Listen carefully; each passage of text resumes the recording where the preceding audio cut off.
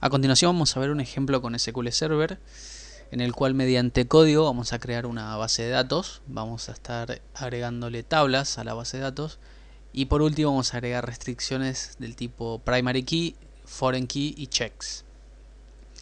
Lo primero que vamos a hacer es ver un diagrama de cómo sería nuestra base de datos. Es bastante simple, son dos tablas, una tabla de carreras con un campo id de carrera como clave primaria y con dos campos más, nombre como texto varchar y número de resolución también como varchar o como número, después lo vamos a definir, y materias que tiene una columna id materia como clave primaria, otra columna nombre y por último una columna id carrera que va a estar relacionado con la tabla carreras. Bueno, para ello lo que vamos a hacer primero es crear la base de datos. Acá tenemos a SQL Server, vamos a conectar con el servidor de bases de datos y bueno, entre las bases de datos lo que vamos a hacer es crear una nueva. Para eso vamos a nueva consulta y acá lo que vamos a estar escribiendo es el código transact SQL para crear una base de datos. En principio vamos a escribir create database y le vamos a definir un nombre a nuestra base de datos. En este caso le vamos a poner lab3 clase 1. Vamos a abrir paréntesis y dentro de los paréntesis vamos a definir una serie de parámetros que va a tener nuestra base de datos. En principio el primer parámetro que vamos a definir es el parámetro name y como nombre de base de datos, como nombre lógico de base de datos, le vamos a poner lab3 clase 1 guión debajo dat. Aquí faltó, perdón, sería create database lab3 clase 1 on y las propiedades. Name sería la primera, la segunda sería file name. Esto va a ser una ruta en disco donde se va a alojar la base de datos. En este caso ya tenemos una definida, va a ser c2 puntos barra, ahí va, lab3 barra clase 1 barra clase 1.mdf. Otro parámetro que vamos a estar utilizando es el parámetro size, en el que vamos a definir cuánto será el tamaño inicial de la base de datos. Vamos a poner 3 megas. El siguiente es el max size, que define el tamaño máximo de la base de datos. Hay que tener en cuenta con este valor, ya que define hasta dónde podrá crecer la base de datos en disco. En este caso vamos a poner 10 megas. Y por último el file growth,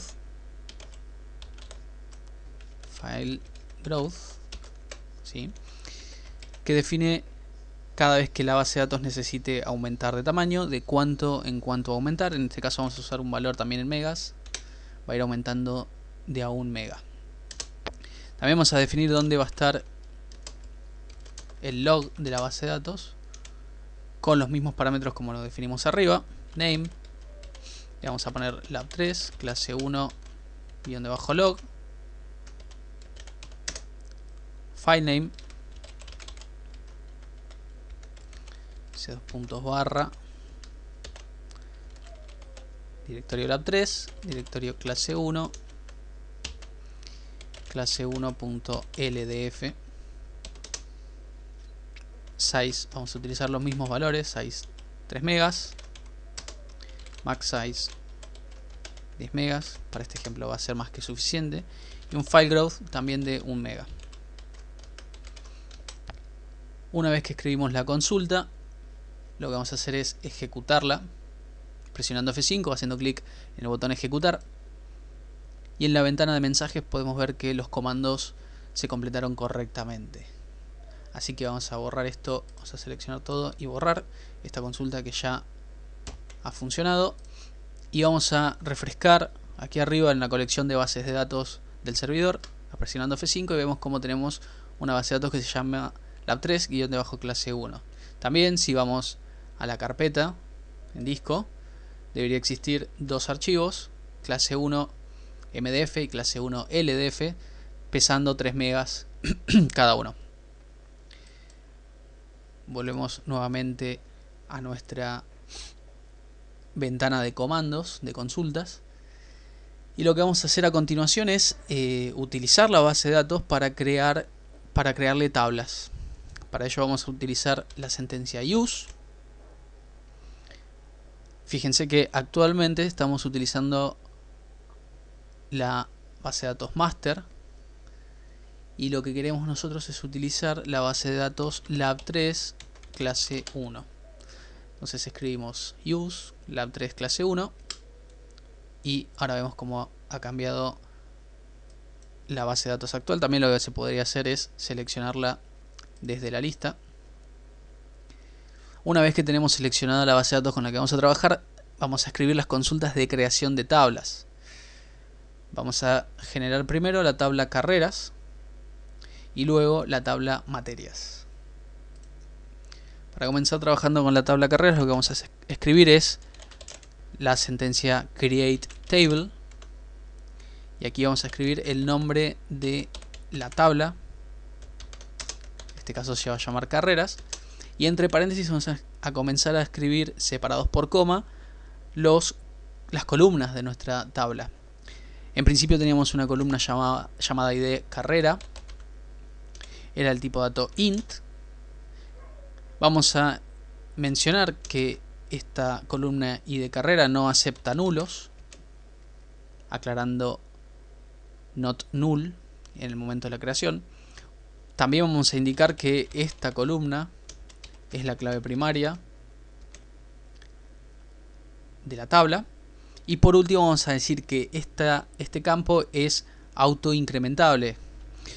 Esto quiere decir que no va a ser necesario ingresarle un valor a la columna id carrera, y esta va a ir creciendo de a 1 en 1, o el valor que nosotros querramos que incremente.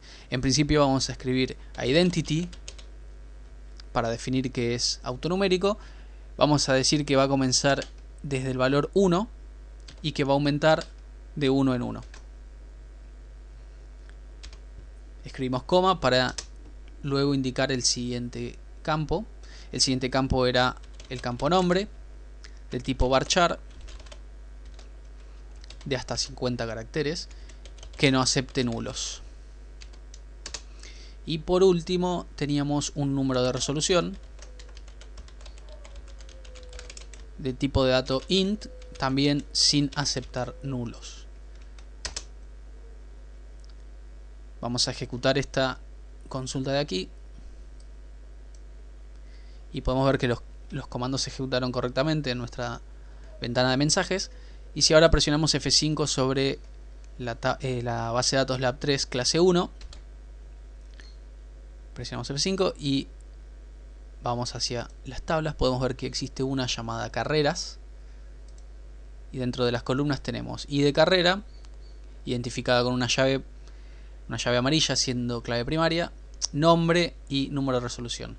Si hacemos clic en esta carpeta de claves, podemos ver que tenemos una clave primaria, la cual es la columna id carrera. Borramos esta tabla, este código, perdón, y vamos a crear una nueva tabla, create table materias, paréntesis, y vamos a definir los campos de nuestra tabla materias. Tenemos la columna id materia entera, no nula,